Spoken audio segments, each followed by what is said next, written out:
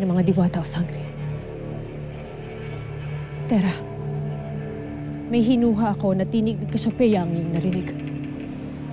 Siya ang sinaunang reyna ng mga diwata na nangalaga sa brilyante ng kalikasan.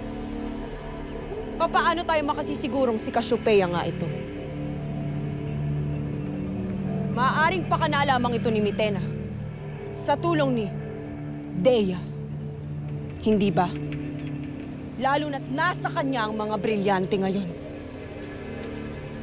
Hindi lahat, anak.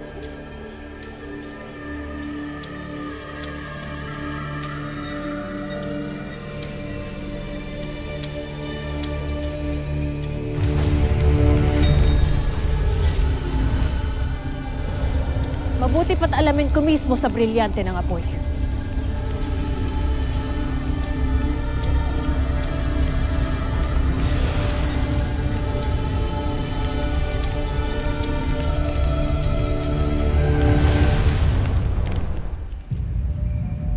Clamara, sinabi ng aking brilyante na ang sagisag sa iyong balikat ay tunay at lantay.